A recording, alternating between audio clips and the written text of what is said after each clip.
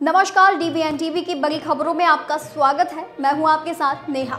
आज हम इस बुलेटिन में देखेंगे पाकिस्तान के हर कदम पर भारत कैसे रख रहा है पैनी नजर। देखेंगे हिंदी हार्टलैंड से साउथ तक जाति जनगणना कैसे बदल सकती है समीकरण। एक नजर डालेंगे इमरान मसूद और आशु मलिक की सियासी अदावत पर। देखेंगे पाकिस्तान जाने वाली चिनाब नदी का हाल और बुलेटिन के आखिर में बात करेंगे क्यों बीपीएससी के अभ्यर्थियों पर पुलिस ने किया लाठीचार्ज। लेकिन इन सभी खबरों से पहले एक नजर आज की कुछ हेडलाइंस पर। योगी सरकार की अयोध्या को नई सौगात, हनुमानगढ़ी से रामलला तक बनेगा बजरंग पथ। बिहार में शादी में भोज का खाना खाने के बाद 20 से ज्यादा लोग बीमार, पटना से आई थी बारात। केदारनाथ यात्रा में घोड़ों खच्चरों में फैली रहस्यमयी बीमारी, 2 दिन में 14 की मौत, लगाई 24 घंटे की रोक। उत्तर प्रदेश के मुरादाबाद में 22 महिलाओं का पाकिस्तानी कनेक्शन आया सामने, लगातार करती थी बात। दिल्ली के तैमूर नगर में दूसरे दिन भी जारी है बुलडोजर एक्शन, नाले किनारे बने अवैध निर्माण करे गए ध्वस्त।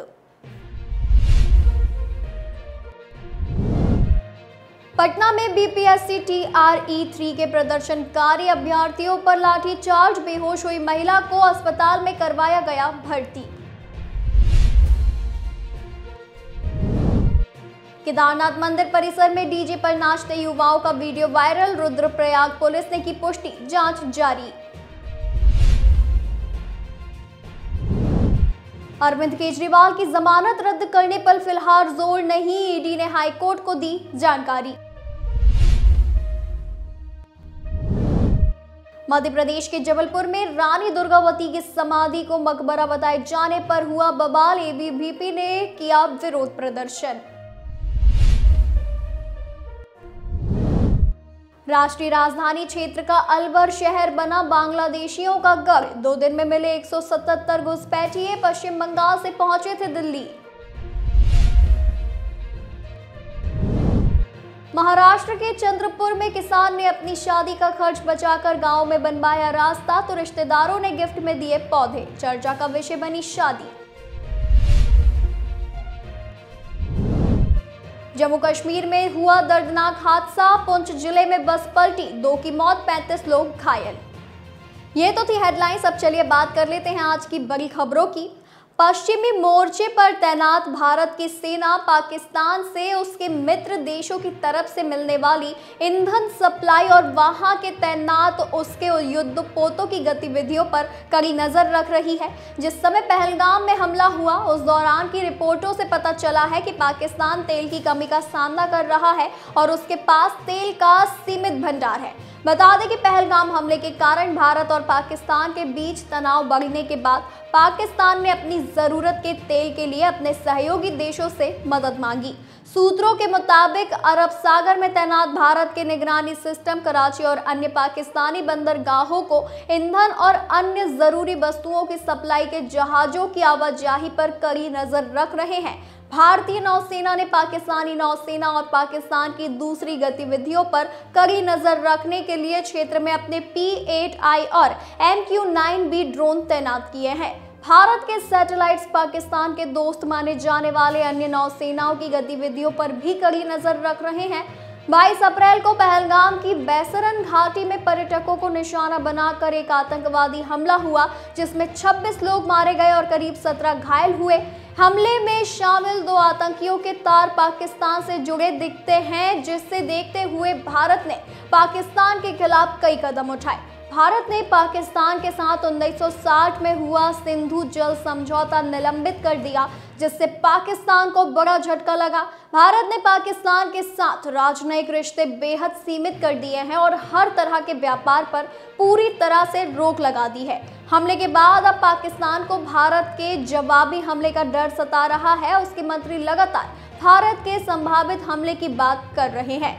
सोमवार को ही पाकिस्तान के रक्षा मंत्री ख्वाजा आसिफ ने चेतावनी दी कि भारत कश्मीर में नियंत्रण रेखा LOC पर किसी भी समय सैन्य हमला कर सकता है। बिहार में विधानसभा चुनाव हैं और चुनावी साल में केंद्र सरकार के एक दांव ने सियासी दलों को उलझा दिया है। केंद्र सरकार ने देश में जातिगत जनगणना कराने का ऐलान कर दिया है। सरकार के इस दांव को बिहार चुनाव से पहले मास्टर स्ट्रोक बताया जा रहा है। जम्मू कश्मीर के पहलगाम में हुए आतंकी हमले के बाद पाकिस्तान के साथ तनावपूर्ण माहौल में सरकार की ओर से अचानक लिए गए इस फैसले के बाद बात अलग अलग राज्यों में अलग अलग तरह की चुनौतियों की भी हो रही है। बात इसे लेकर भी हो रही है कि हिंदी हार्टलैंड यानी उत्तर भारत से लेकर दक्षिण भारत तक सियासी समीकरण कैसे बदल सकते हैं। केंद्र सरकार ने जातिगत जनगणना कराने का ऐलान कर दिया है, लेकिन इस राह में चुनौतियां भी कम नहीं है। बता दें, चुनौतियों की शुरुआत ओबीसी लिस्ट से हो जाती है और इसका सामना तब भी करना पड़ता है जब जातिगत जनगणना होती थी। 1901 में ब्रिटिश औपनिवेशिक सरकार के समय H.H. रायली ने जातियों का वर्गीकरण वर्ण व्यवस्था के आधार पर किया था।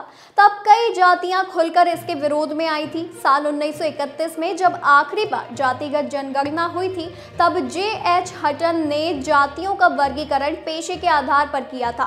अब इस वर्गीकरण में भी समान आधार नहीं था। बता दें कि तब उत्तर भारत में खेती को उच्च माना गया और दक्षिण में इसे बाहरी जातियों से जोड़ा गया। दशकों बीत गए, नदियों में कितना पानी बह गया, पेशागत बदलाव हुए, समाज की तस्वीर बदली, लेकिन चुनौतियां अब भी कुछ वैसी ही हैं। देश में जितने राज्य हैं, जातिगत जनगणना में उतने तरह की चुनौतियां हैं। ओबीसी को ही लें तो इनकी गिनती आसान नहीं होने वाली है। केंद्र सरकार की अपनी ओबीसी लिस्ट है, राज्यों की भी अपनी। इन सभी में विरोधाभास भी है। यूपी और बिहार ओबीसी पॉलिटिक्स का केंद्र रहे हिंदी हार्टलैंड के इन दो बड़े राज्यों की ही बात करें तो यहाँ की ओबीसी लिस्ट में भी एक रूपता नहीं है। बिहार में वैश्य समाज ओबीसी के तहत आता है, तो वहीं यूपी में इस वर्ग की कई उपजातियां सामान्य वर्ग में आती हैं। ऐसा केवल यूपी और बिहार ही नहीं, पंजाब और हरियाणा समेत अन्य राज्यों में भी है। कर्नाटक की प्रभावशीलता लिंगायत समाज की कई उपजातियां ओबीसी और एससी वर्ग में आती है। लिंगायतों की आबादी तेलंगाना समेत अन्य राज्यों में भी अच्छी है। तेलंगाना की ही बात करें तो लिंगायत समाज के लोग लंबे समय से ओबीसी का दर्जा दिए जाने की मांग करते आ रहे हैं।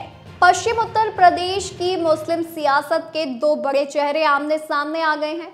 सहारनपुर से कांग्रेस सांसद इमरान मसूद और सहारनपुर देहात सीट से सपा विधायक आशू मलिक के बीच सियासी अदावत छिड़ गई है। ये लड़ाई सहारनपुर के बादशाहत की है। सपा में रहते हुए आशू मलिक ने इमरान को 2022 का चुनाव लड़ने नहीं दिया था, लेकिन इमरान मसूद अब सांसद है तो 2027 में आशू मलिक के साथ अपना हिसाब बराबर करने का मन पूरी तरह से बना लिया है। इमरान मसूद और आशू मलिक के बीच सहारनपुर में कैंसर हेल्प कैंप लगाने से बात शुरू हुई और 2027 के चुनाव तक पहुंच गई। सांसद बनने के बाद से ही इमरान मसूद अपनी पकड़ मजबूत करने में जुट गए हैं। इस वर्चस्व की जंग में सपा एमएलसी शाहनवाज खान भी इमरान मसूद के साथ खड़े नजर आ रहे हैं। ऐसे में इमरान ने साल 2027 में आशू मलिक के खिलाफ शाहनवाज खान को चुनाव लड़ाने का ऐलान कर दिया है, जिसके चलते कहीं सपा कांग्रेस के गठबंधन पर संकट न गहरा जाए। सहारनपुर देहात इलाके में कैंसर बीमारी को लेकर इमरान मसूद ने यूपी के स्वास्थ्य मंत्री ब्रजेश पाठक से दिल्ली एयरपोर्ट पर मुलाकात के दौरान समस्या से अवगत करवाया था। इसके बाद उन्हें पत्र लिखकर कैंप लगाने की मांग की थी। आशू मलिक ने इस मुद्दे को विधानसभा में उठाया। ऐसे में ब्रजेश पाठक ने सहारनपुर सीएमओ को कैंप लगाने का आदेश दिया था। इसके बाद इमरान मसूद ने सीएमओ को फोन करके कहा कि अभी तक कैंसर से निपटने के लिए कैंप क्यों नहीं लगाया जा रहा है। तो जवाब में सीएमओ ने कहा कि आशू मलिक ने कहा कि मैं जब रहूंगा तब लगाइएगा। इतना सुनते ही इमरान का पारा हाई हो गया। इमरान मसूद ने सीएमओ से पूछा कि अगर आशू मलिक नहीं होंगे तो कैंप नहीं लगेगा, क्या आशू मलिक मना कर देंगे तो आप कैंप नहीं लगाएंगे? आप कैंप लगाएं, मैं केंद्र और राज्य सरकार से बात करूंगा, जो भी जरूरत होगी उपलब्ध कराऊंगा। साथ ही कहा कि क्या कोई फीता काटने का काम कर रहा है? नहीं सीएमओ साहब, कोई विधायक या सांसद हो या ना हो, आप यहाँ कैंप लगवाएं। पूरा गांव मर रहा है। इमरान मसूद की सीएमओ के साथ बातचीत की वीडियो वायरल हो गई, जिसके जवाब में आशु मलिक ने भी मोर्चा खोल दिया। उन्होंने फेसबुक पर पोस्ट किया कि डरा हुआ ज्यादा लोग भोगते ही हैं। बता दें कि उन्होंने कहा कि फर्जी डरी हुई क़यादत की है। इस तरह से बिना नाम लिए आशु मलिक ने कमेंट किया तो इमरान मसूद से जोड़कर ही देखा गया। ऐसे में इमरान मसूद ने भी सहारनपुर देहात से साल 2027 में सपा के एमएलसी शाहनवाज खान को विधानसभा चुनाव लड़ाने का ऐलान कर दिया है। अब इसके जवाब में आशु मलिक ने अपनी बिरादरी तेली समाज को इमरान के विरोध में उतार दिया। इस तरह से शहमात का खेल जारी है। पाकिस्तान जाने वाली चिनाब नदी का पानी घुटनों तक पहुंच गया है। दरअसल भारत ने सोमवार को रियासी में सलाल बांध को बंद कर दिया, जिससे चिनाब नदी का पानी तेजी से घट गया है। आलम यह है कि आंशिक रूप से सूखे नदी तल साफ तौर पर देखा जा सकता है। हालांकि भारत सरकार की ओर से एक्शन न लेने से पहले चिनाब नदी का नज़ारा कुछ और ही था। नदी पानी से एकदम भरी रहती थी। जम्मू कश्मीर पुलिस ने लोगों को जम्मू के अखनूर सेक्टर में चिनाब नदी को पैदल पार न करने की चेतावनी दी है। ये चेतावनी ऐसे समय में जारी की गई है जब नदी में पानी का बहाव सबसे कम हो गया है। सैकड़ों ग्रामीण नदी के पास जमा हो गए हैं। उनमें से कुछ लोग सोने चांदी के आभूषण और सिक्के खोजते नजर आए। अधिकारियों का कहना है कि जल स्तर में गिरावट का कारण रामबन और रियासी जिलों में बल्लिहार व सलाल बांधों से नदी में जल प्रवाह पर रोक लगाया जाना है। केंद्र सरकार ने 22 अप्रैल को पहलगाम हमले के मद्देनजर सिंधु जल संधि को निलंबित करने की घोषणा की थी। ये संधि 1960 से भारत और पाकिस्तान के बीच सिंधु और उसकी सहायक नदियों के पानी के उपयोग को नियंत्रित करती रही है। पिछले सप्ताह ही गाद निकालने का अभियान चलाने के बाद जलाशयों को फिर से भरने के लिए बल्गिहार और सलाल बांधों के द्वारा सोमवार को बंद कर दिए गए। इसके कारण चिनाब नदी के निचले हिस्से विशेषकर अखनूर सेक्टर में जलस्तर में काफी गिरावट आई। जल प्रवाह कम होने पर कई स्थानों पर सैकड़ों लोग पैदल चिनाब नदी पार करते हुए वीडियो बनाने के लिए उमड़ पड़े। बता दें कि नदी में कई उत्सुक स्थानीय लोगों ने टखने तक गहरे पानी में सोने चांदी के आभूषण और सिक्के भी तलाशने शुरू कर दिए हैं। खतरे को भांपते हुए अधिकारियों के नेतृत्व में पुलिस दल लोगों को निकालने के लिए आगे आए, क्योंकि दोपहर के बाद जल स्तर फिर से बढ़ने लगा। बिहार में बीपीएससी TRE3 सप्लीमेंट्री रिजल्ट प्रकाशित करने की मांग को लेकर अभ्यर्थी लगातार आंदोलन कर रहे हैं। बता दें कि सुबह सीएम हाउस का घेराव करने पहुंचे बीपीएससी अभ्यर्थियों पर पुलिस ने लाठीचार्ज कर दिया है, जिसमें कई अभ्यर्थी घायल हो गए। अभ्यर्थी मंगलवार सुबह बीपीएससी TRE3 के सप्लीमेंट्री रिजल्ट जारी करने की मांग को लेकर सीएम हाउस के बाहर विरोध जताने पहुंचे थे। इसी दौरान पुलिस ने उन पर लाठीचार्ज कर दिया। अभ्यर्थियों का कहना है कि हम लोग कई महीनों से लगातार धरना प्रदर्शन कर रहे हैं, लेकिन हमारी मांगों को अब तक किसी ने नहीं सुना। तब थक हार कर हम लोग मुख्यमंत्री के आवास पर अपनी बात रखने आए, लेकिन पुलिस बलों ने बर्बरता पूर्वक हम लोगों के साथ मारपीट शुरू की। कई महिला अभ्यर्थियों ने कहा कि हम महिला अभ्यर्थियों पर भी पुलिस वालों ने डंडे बरसाए हैं। उन्होंने आरोप लगाते हुए कहा कि महिला अभ्यर्थियों को ये पुलिस वाले भद्दी भद्दी गालियां भी दी।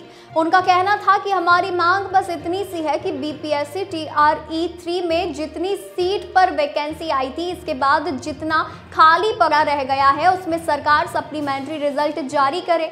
इससे पहले 24 मार्च को भी शिक्षक अभ्यर्थियों ने शिक्षा मंत्री सुनील कुमार के आवास के बाहर प्रदर्शन किया था। मंत्री जब वहां पहुंचे तो अभ्यर्थियों ने उन्हें घेर लिया और सप्लीमेंट्री रिजल्ट जारी करने की मांग पर अड़ गए। स्थिति इतनी तनावपूर्ण हो गई कि पुलिस को मंत्री को सुरक्षित निकालना पड़ा। बताते चले कि प्रदर्शनकारियों ने उन्हें रास्ते पर घेर लिया, जिससे उन्हें अपनी गाड़ी तक पहुंचने में काफी कठिनाई हुई थी। वहीं आज के लिए बस इतना ही। ऐसी ही खबरों को जानने के लिए बने रहिए DVN TV न्यूज के साथ।